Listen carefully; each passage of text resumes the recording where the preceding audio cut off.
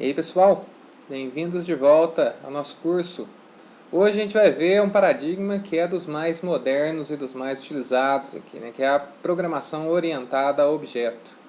A programação orientada a objeto é muito popular hoje em dia, né? Porque ela aproxima bastante a programação do jeito que a gente enxerga o mundo, né? Eu vou mostrar aqui alguns exemplos, né? Provavelmente a maioria de vocês já teve alguma experiência com esse paradigma também. E vou deixar bem claro porque que eu acho, né, o porquê que esse paradigma realmente ele faz a linguagem ficar de um nível um pouco mais alto aí, né? Distancia um pouquinho da máquina para aproximar do problema.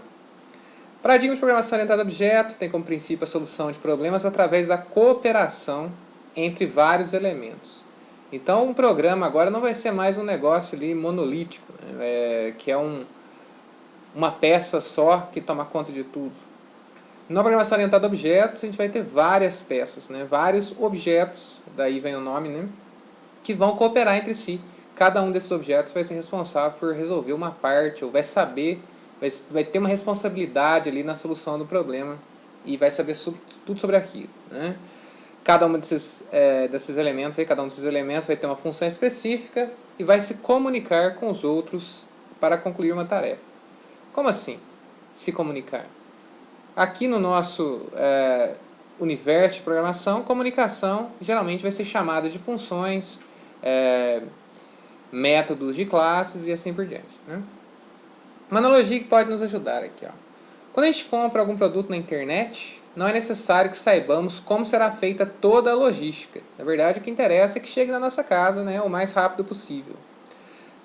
O nosso papel no processo, então, é de cliente. A gente precisa saber fazer o quê? Entrar lá num site, por exemplo, escolher o produto, colocar no carrinho, pagar, né? Esse é o nosso papel.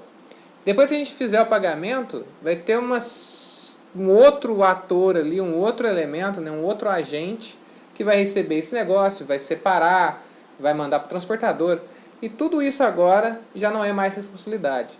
Então, o processo ele é composto por vários agentes. Tem o cliente, tem o responsável pela separação, pela embalagem, pelo transporte. Depois vai ter alguém que vai entregar lá na sua casa, que provavelmente é do correio ou de uma transportadora. Cada um vai saber fazer a sua tarefa e o processo ali completo vai ser realizado se todo mundo fizer certinho. Aqui, ó, um diagrama de uma empresa também, ó, onde tem uma requisição do cliente. Aí esses dados vão lá, né? Tá meio antigueiro esse negócio aqui, né? Mas tudo bem. Olha pra você ver o servidor aqui. Parece que tá rodando o Windows 95 aqui, ó. Alguém vai receber, vai olhar lá no estoque, vai separar, alguém vai separar, etiquetar, embalar, mandar para carregamento e assim por diante. Aqui no estoque, ó, vai ter alguém que vai cuidar do inventário, né? Vai atualizar lá o sistema dos caras para ver se existe estoque daquele produto ou não. Tem algum gerente aqui que vai ser realmente só para ver relatórios, para tomar decisões estratégicas. Cada um desses caras aqui, ó, aqui ainda tem os caras com empilhadeira aqui, né, e tal. Cada um desses agentes aqui vai ser importante para realizar uma das tarefas.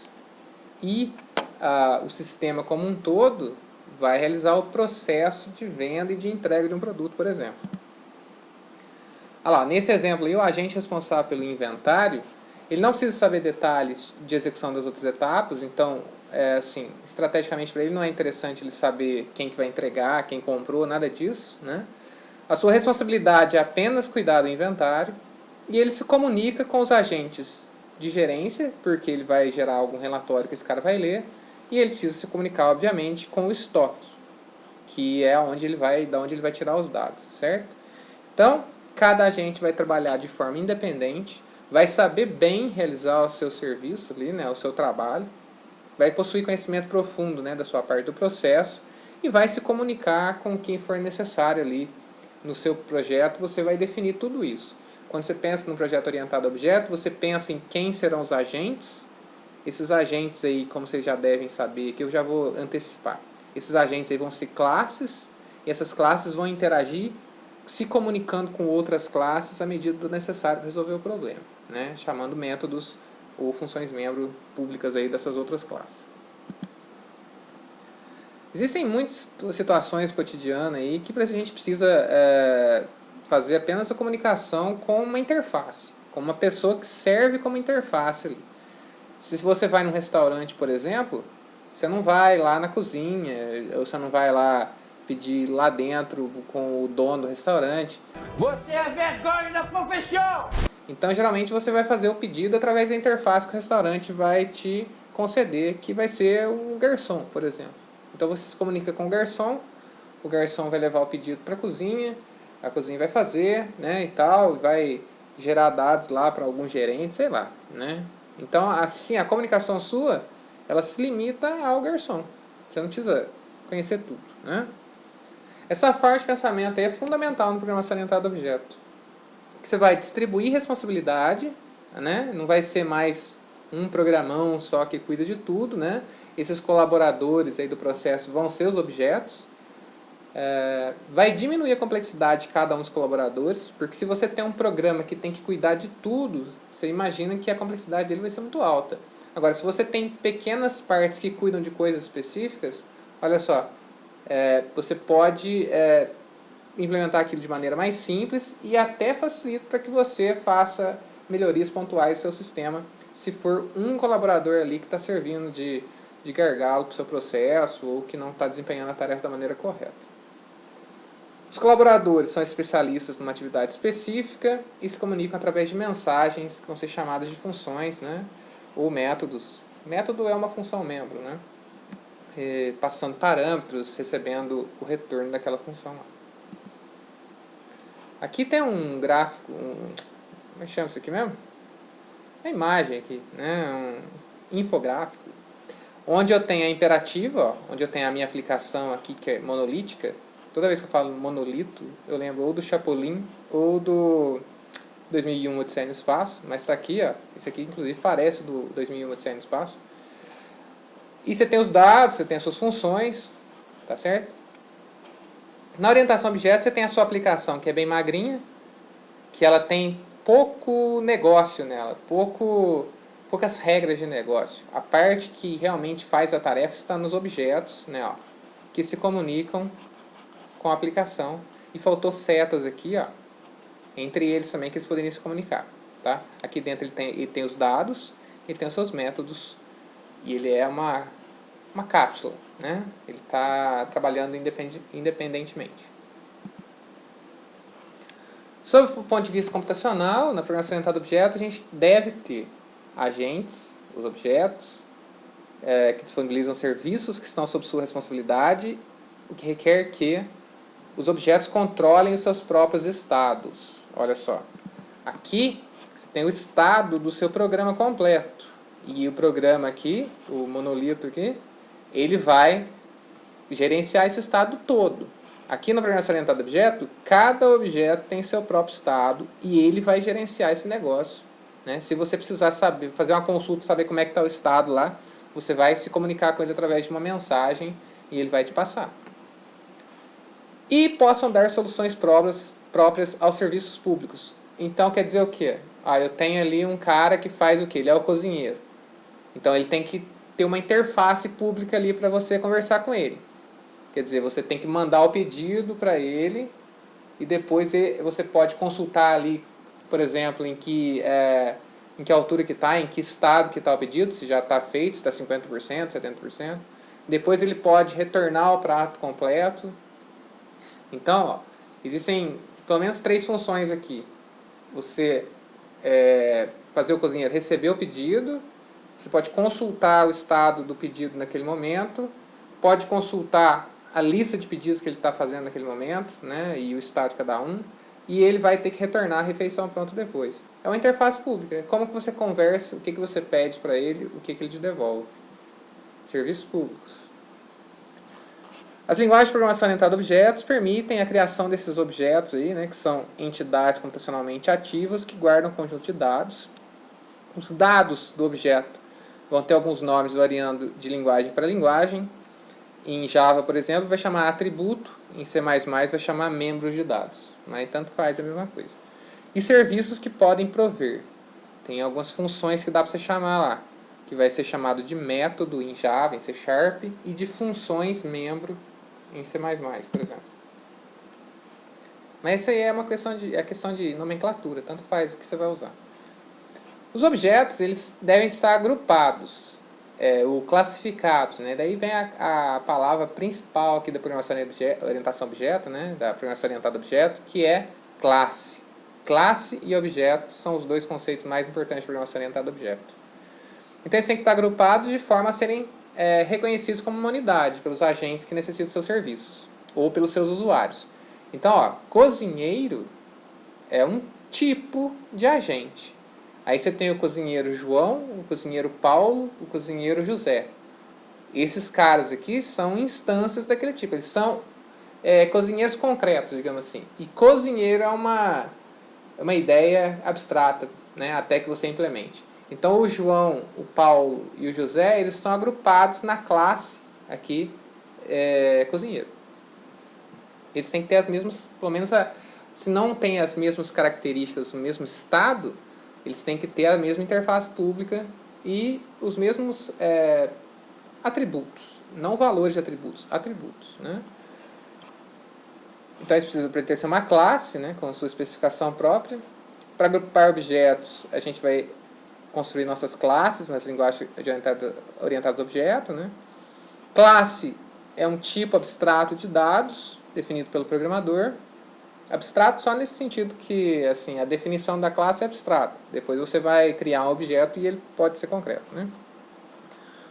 O objetivo principal da abstração de dados é empacotar os tipos de dados e suas funções em um único módulo, que é a classe, de forma que as funções proporcionem uma interface pública, né, ou uma API aí, para o tipo criado. Uma classe, então, vai ser uma especificação de um novo tipo de dado. A linguagem geralmente já vem com os tipos lá nativos, int, float, double, bool, né? Tem linguagem que já vem com uma biblioteca ali, string e tal.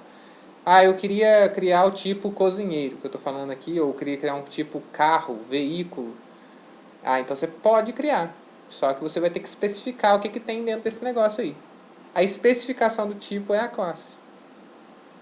Ela vai encapsular tudo que tem de importante sobre aquele conceito lá, sobre aquele tipo, né? Constantes, variáveis, funções para manipulação, né? Comportamentos e tal.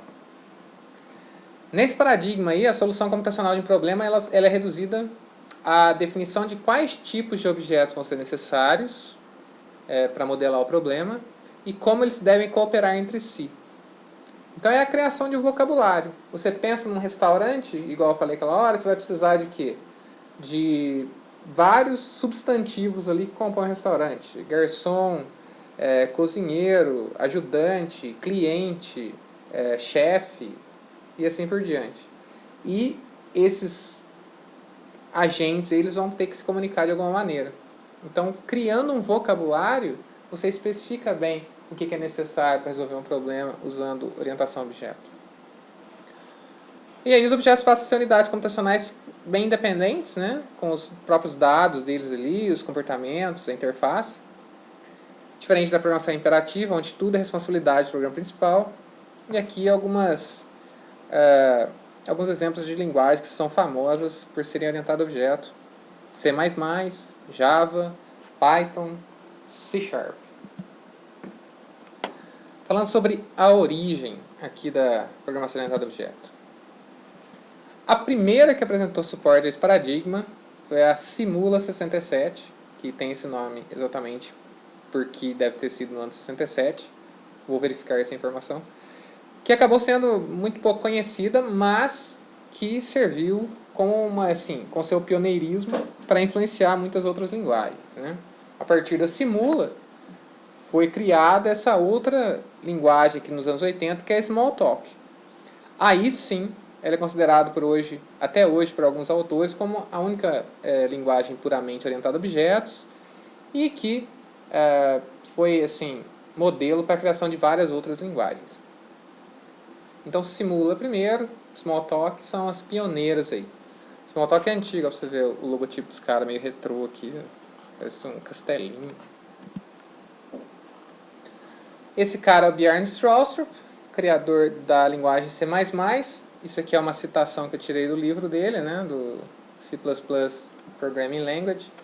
Olha lá, ele falando que C com classes, que era o primeiro nome da linguagem C, é um nome muito descritivo, né, porque era C e tinha classes, era um conceito aí que ele tinha tirado do Simula.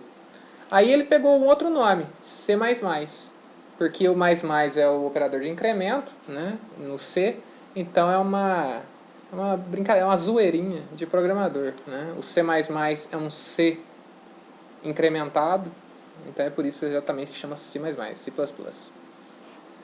E o Smalltalk é uma das muitas linguagens de programação orientada a objetos baseado no Simula.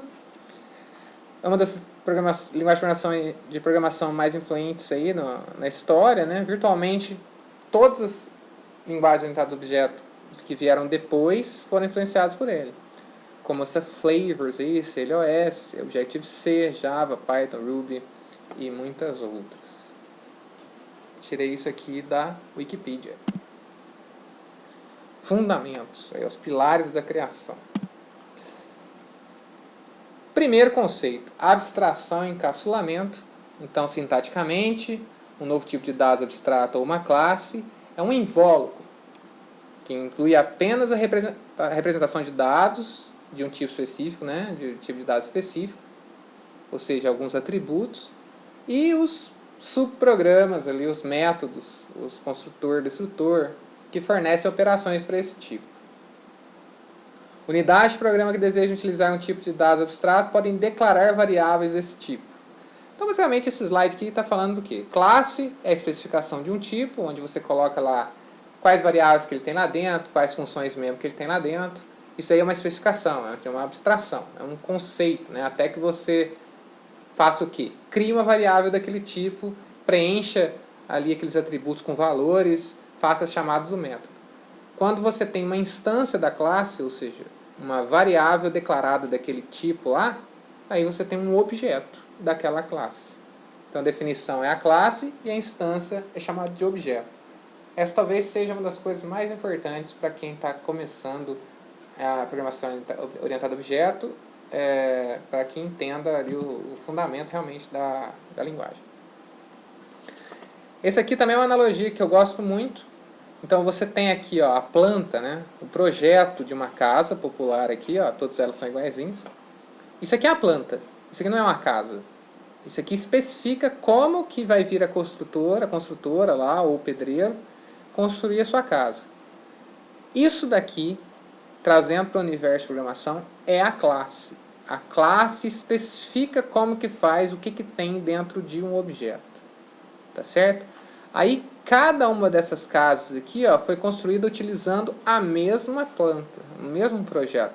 Mas cada uma é um indivíduo, certo? Então, cada uma delas é um objeto. E elas têm, inclusive, estados aqui visualmente diferentes, já que eu tenho algumas que são laranja aqui e outras que são amarelinho.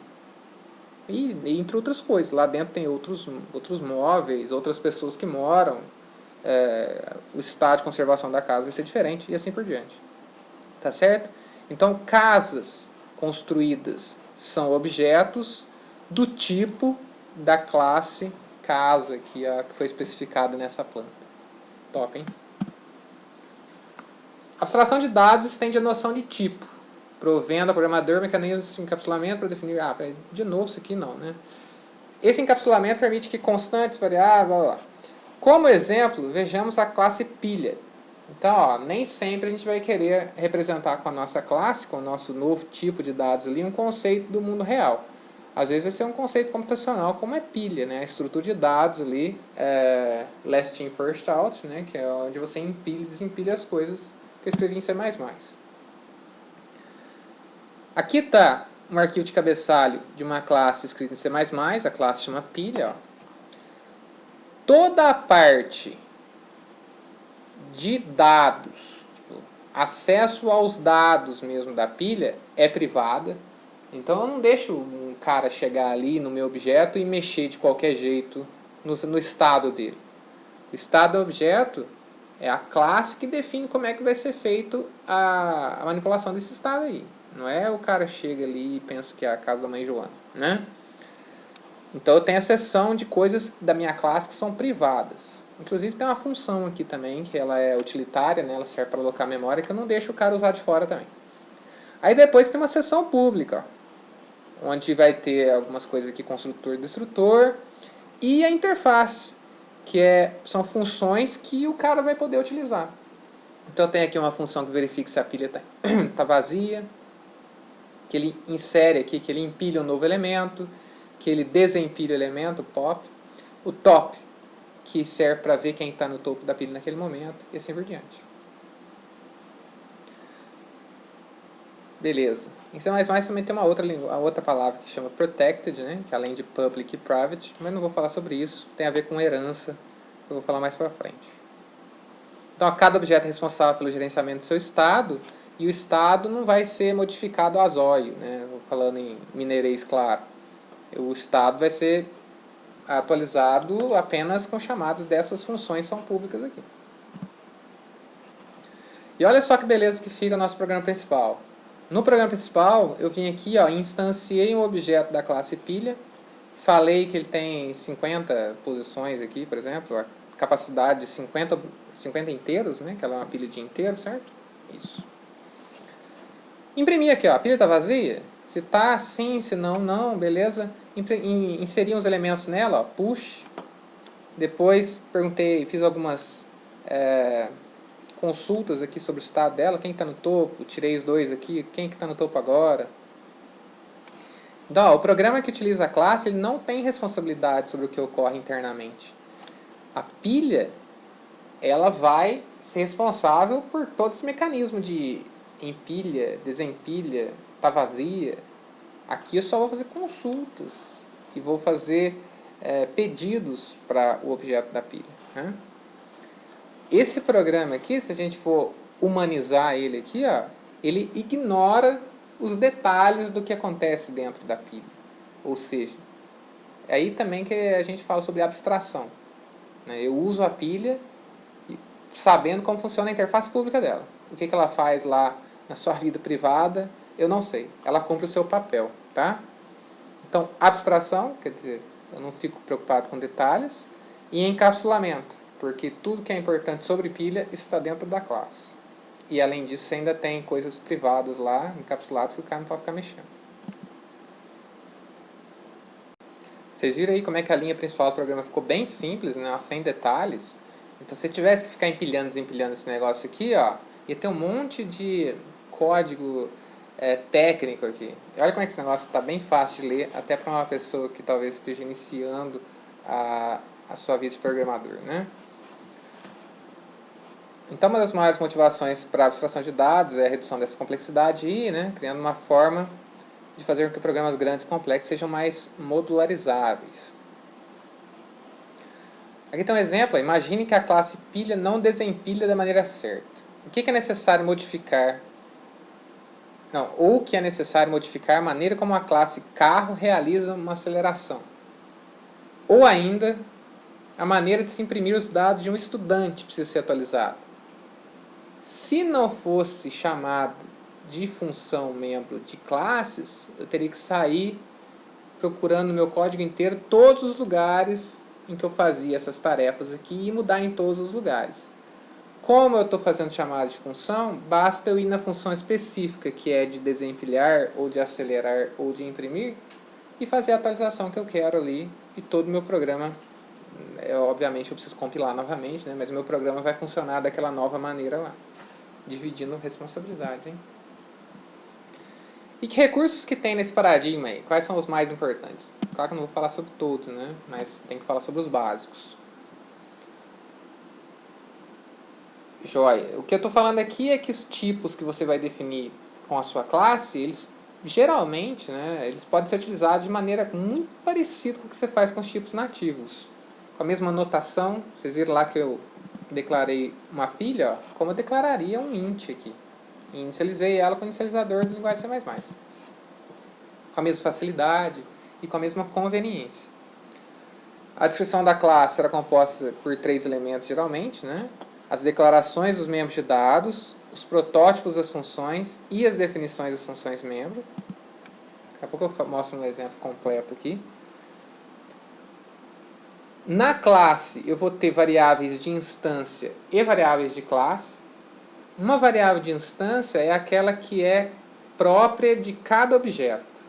Então, por exemplo, naquela casa lá, ela teria uma cor, ela teria uma lista de moradores, ela teria uma data em que ela foi feita.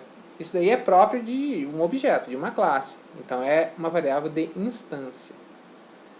Por exemplo, também se você tivesse no carro, você poderia ter lá carro, é um conceito abstrato. Então, você tem lá potência, você tem a quantidade de marchas, você tem a velocidade atual dele e tal. Isso é da instância. Agora, você também pode ter variáveis na classe que elas são de classe, que elas são compartilhadas por todos os objetos que forem instanciados para aquela classe lá. Então, por exemplo, você poderia ter na classe carro uma variável do tipo inteiro que é tamanho da frota, por exemplo. E que toda vez que você instanciasse um carro, ela fosse incrementada em 1.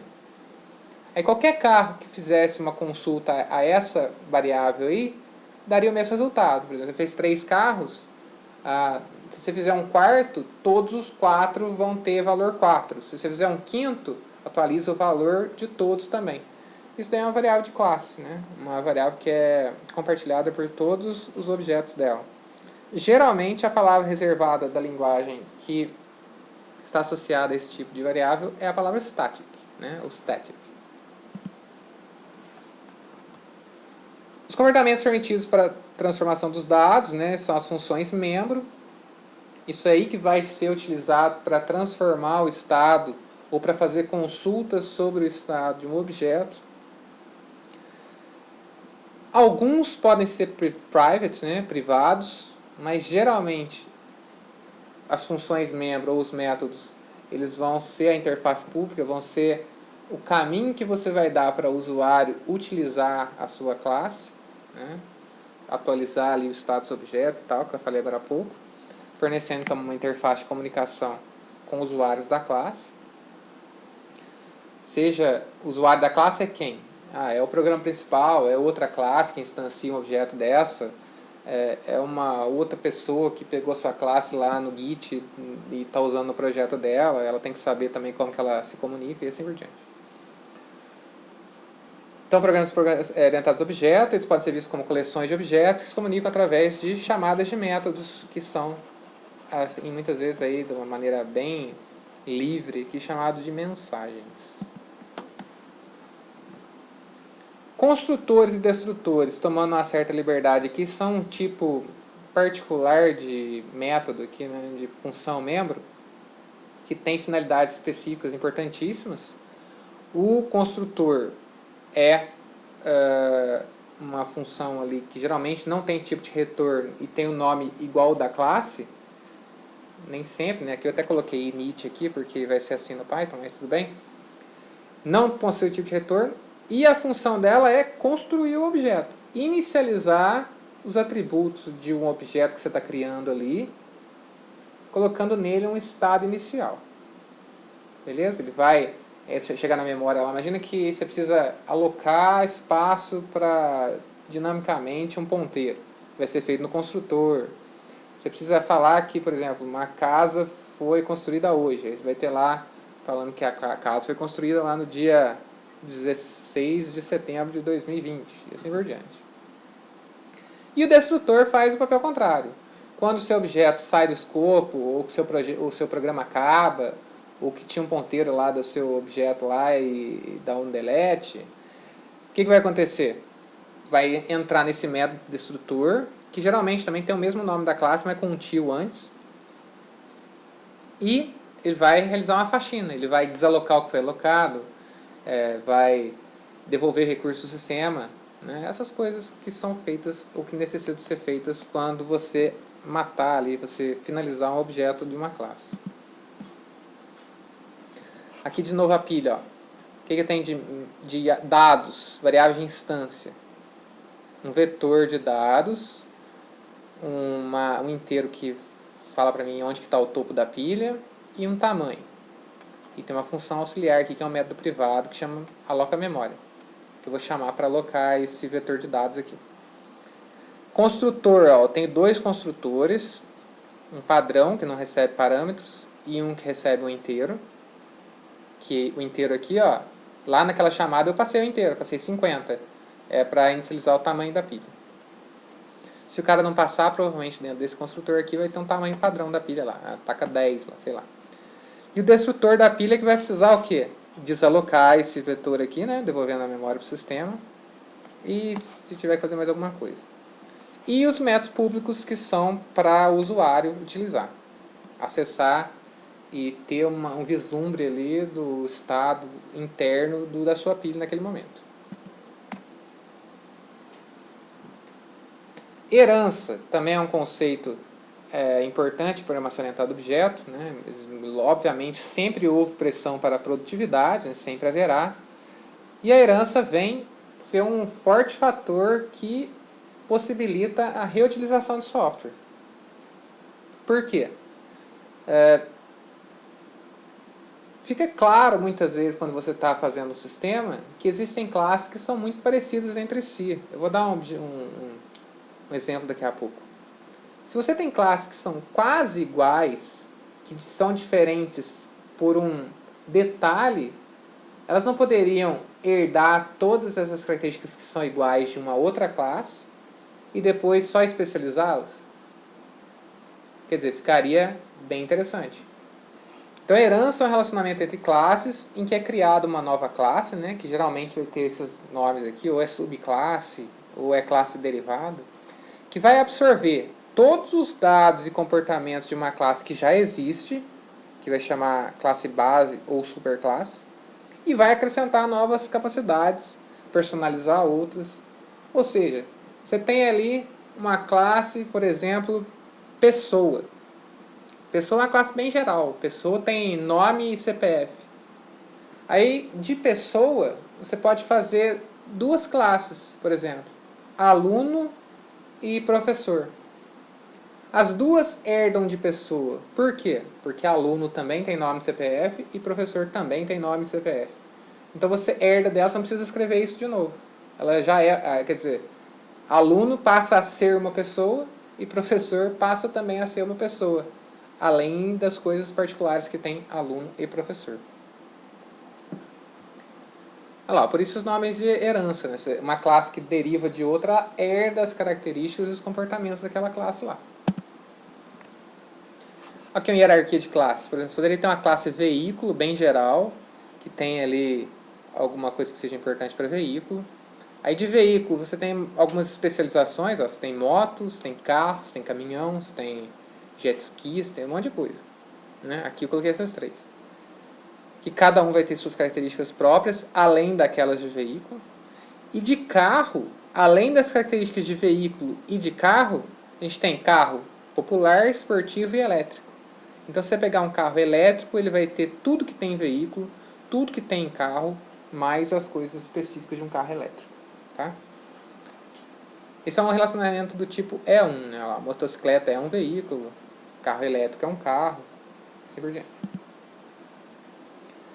Herança é uma maneira da gente agrupar classes similares em uma hierarquia, né? Ó, pra você ver. Você forma aqui uma taxonomia. Modelar similaridades entre classes, organizar melhor a informação, claro, né? Criando essa taxonomia que eu falei. O que é taxonomia? A palavra bonita, científica aqui que eu falei para parecer que tô fodão.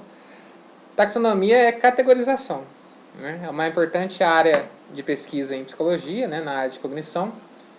A mente humana ela tem muita facilidade de organizar as informações em classes. Né? Por exemplo, você pode ter vários tipos de cadeiras, em que você bate o olho e você sabe que ela é uma cadeira. Ela pode ter 3 pés, elas podem ser conceituais, elas podem ser aquelas de araminho que tinha na casa da sua avó. Você bate o olho, você sabe que é uma cadeira. Isso faz parte da nossa, assim, praticamente do nosso instinto de sobrevivência. A gente olhar para uma coisa e reconhecer, falar assim, categorizar aquilo imediatamente. Falar assim, ó, isso aqui é um animal perigoso. Isso aqui, se eu pisar aqui, não aguenta. Tem cara de ser frágil. Ó, classifiquei como frágil. Classifiquei como perigoso. Classifiquei como cadeira. Então quer dizer que eu posso ir lá e sentar. E assim por diante, né? Aqui é mais ou menos o mesmo conceito aqui, né? E isso foi feito pra gente porque você pode salvar até vidas, ó. Você vê aqui um Shih Tzu aqui, parece, né? Você fala, ah, que bonitinho, coloca passar a mão. Aí você vê um pincher, você classifica como perigoso. Fala assim, nossa, ferrou. Sai correndo. Olha, eu sou um especialista bem treinado e eu sei quando o cachorro não mostra nenhum tipo de raiva. Quando ele tem essa cara de trouxa aqui. Como é que é? É só passar a mão aqui, ele não faz nada. Ai, ai meu Deus, me solta, cachorro!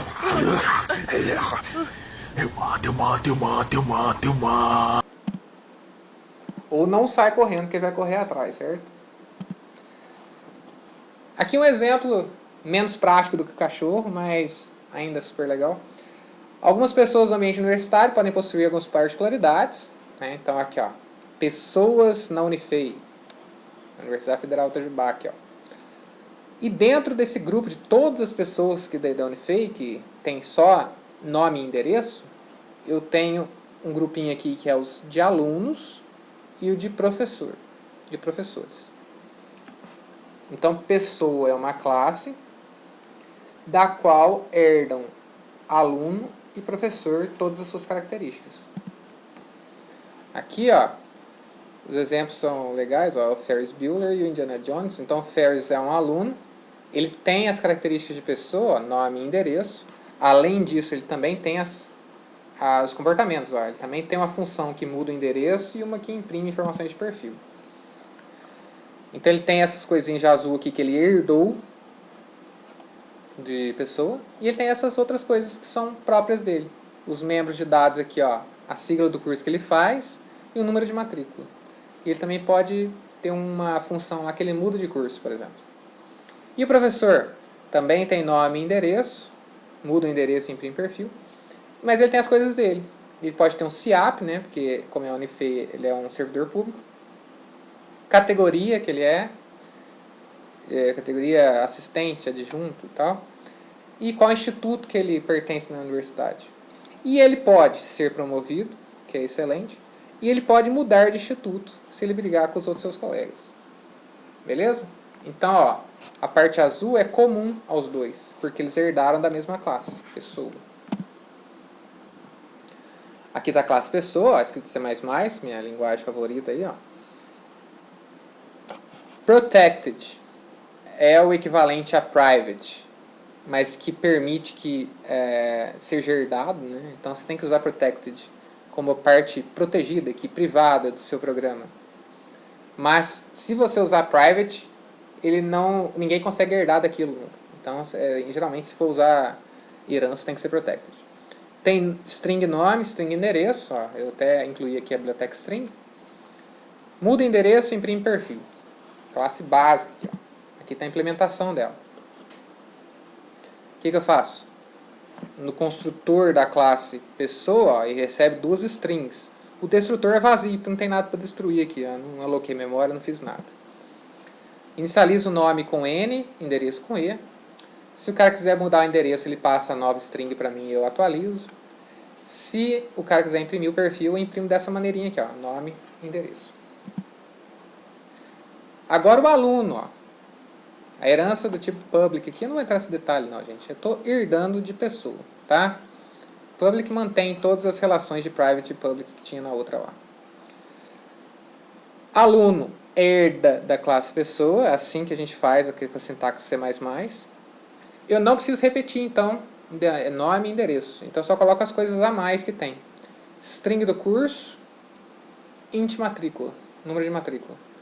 O construtor dele recebe 3 strings e um int, né, 4 parâmetros, porque eu preciso inicializar esses dois mais os dois de pessoa. O destrutor também não tem nada que não precisa. E mudar o curso recebe uma string. Olha só que loucura. Aqui no construtor, o que ele está fazendo?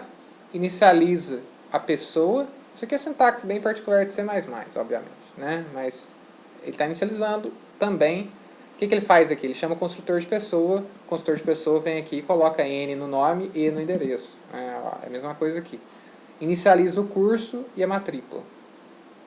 E aqui eu tenho a minha função membro de interface pública, que é para o cara mudar de curso. Ele simplesmente passa para mim qual que é a string que ele está fazendo. Vocês estão vendo que esse exemplo aqui é didático, né? E assim, estou deixando bem aberto. Se o cara quiser colocar uma string nada a ver aqui, que nem é um curso da faculdade, ele coloca. Se fosse um sistema realista, você teria que colocar muito mais detalhes de implementação para que tomando cuidado no gerenciamento do estado para que o cara nunca coloque valores inválidos aqui nessas coisas, certo? Você teria que fazer verificações e tal. Olha lá, entenda melhor o que eu quero dizer com reutilização de código. Essa é a classe aluno que eu escrevi com herança. Essa aqui seria sem herança. Tá vendo que uma classe bem simples, como eu disse para vocês, que eu nem tomei certos cuidados que teria um sistema profissional, já ficou menor, razoavelmente menor que essa, né? Imagine numa classe em que isso faça mais diferença. Então, a gente vai economizar código, vai fazer uma boa engenharia de software aqui. Esses mecanismos de herança e recursos de herança vão variar de linguagem para linguagem. Aqui, ó, por exemplo, em Smalltalk, toda classe deve ter obrigatoriamente uma única classe pai, né? Não existe herança múltipla, não tem como ser herdade de mais de uma classe. E os métodos eles podem ser sobrecarregados nas subclasses por redefinição. Em C++, as classes podem ser independentes, podem ter mais de uma classe pai, quer dizer, em C++ existe herança múltipla. Mas a sobrecarga de métodos só é admitida quando os parâmetros são equivalentes. Então, ó, se você quiser redefinir, por exemplo, o jeito que imprime lá na pessoa, no professor, você teria que fazer, para ele substituir, você teria que fazer a definição da função igualzinho, mesmo número de parâmetros. Em Java, as classes que não têm classe pai designada, elas são automaticamente herdadas de uma classe pai de todos aqui, que é a classe object, né? E herança múltipla não é permitida, a não ser através da gambiarra das interfaces do Java aqui, né? A interface vai definir só um protocolo, mas não vai ter implementação. Vai definir nomes de funções e tal. E aqui o polimorfismo, representado pela mística do X-Men aqui, ó, na bela figura da Jennifer Lawrence. Apesar de estar azul aqui, né? Mas tudo bem. O dicionário define a palavra polimorfismo como um princípio da biologia no qual uma mesma espécie de organismo pode apresentar várias formas diferentes. Obviamente que esse conceito da biologia vai ser trazido para a programação. Em programação orientada a objeto, o termo é empregado de maneira semelhante e está intimamente relacionado ao conceito de herança. Indica que uma mesma mensagem ela pode resultar em chamadas de métodos distintos. Então você manda lá, imprime perfil, e vai ter objeto do tipo, não do jeito que está sendo feito, eu vou dar o exemplo daqui a pouco. Aí você manda uma mesma mensagem, imprime perfil, um aluno vai imprimir de um jeito, um professor vai imprimir de outro, e a pessoa de outro. E todo mundo é pessoa, certo? Essa característica vai ser chamada de vinculação dinâmica em alguns contextos, uma vez que a decisão sobre qual método que vai ser executado, para um determinado chamado ali, vai ser tomada só no momento da execução. No momento da execução, a linguagem vai ver assim, qual tipo de pessoa que é aqui. É uma pessoa mesmo seca aqui, que não tem nada? É uma pessoa aluno ou é uma pessoa professor? Aí ele vai falar assim, ah não, é um professor, então chama esse método aqui. E assim por diante, tá?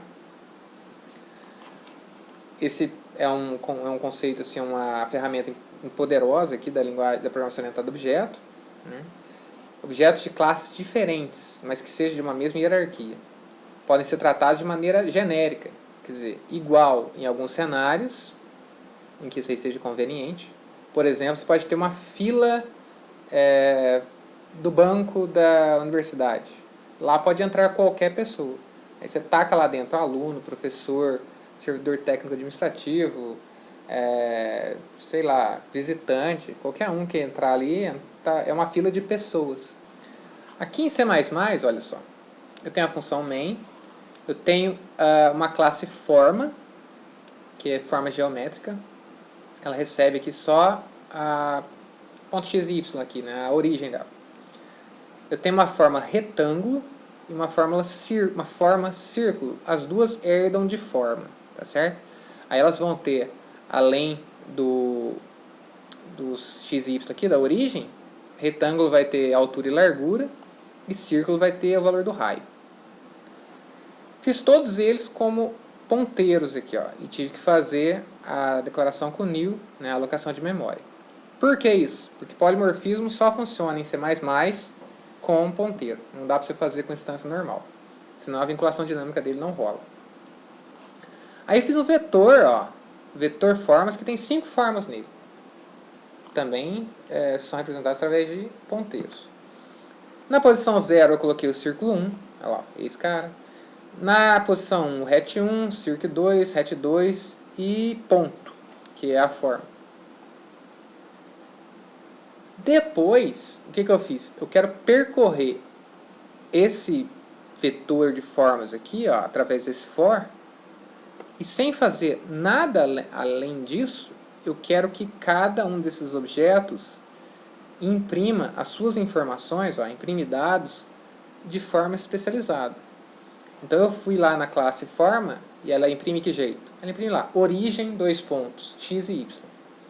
Eu fui no retângulo e ele imprime origem e medidas dos lados, ainda imprime a área ainda. E no círculo a mesma coisa. Eu imprimo a origem, o raio e a área. E olha só, como é um vetor de formas, eu posso tratar todo mundo como forma, chamar o mesmo método que imprime dados, e olha só como é que ficou a execução do meu programa. A forma 1 imprimiu de uma maneira, porque ele verificou que a forma 1 era círculo e chamou o imprime dados da classe círculo. A forma 2, ele fez a mesma coisa, ele verificou que era um retângulo, imprimiu, ó, medidas dos lados, aqui tinha impresso o raio e a área. Depois ele verificou que a terceira era um círculo, que a quarta era um retângulo e que a quinta era uma forma básica. E olha só, com a mesma mensagem, com a mesma chamada de função, cada objeto respondeu de uma forma diferente. Isso é polimorfismo e é tão bonito que me faz querer chorar. Olha lá, o polimorfismo é atingido nas linguagens de orientação a objeto através de vinculação dinâmica, né? Essa vinculação requer que o objeto mantenha controle, inclusive, sobre o seu próprio tipo, obviamente. A vinculação estática de alguns elementos da linguagem, como em C++ ou Java, não as descaracteriza como orientação a objeto, né? Mas deve ser claro ao programador quando é uma ou outra.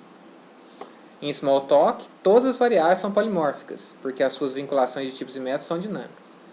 Em C++, apenas variáveis do tipo ponteiro ou referências são usadas como polimórficas.